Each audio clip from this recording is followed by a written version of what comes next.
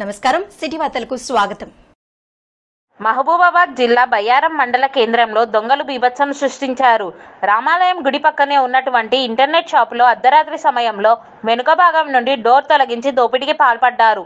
సుమారు 4 లక్షల రూపాయల వరకు దొంగలు ఎత్తుకెళ్లి ఉంటారని బాధితుల ఆందోళన.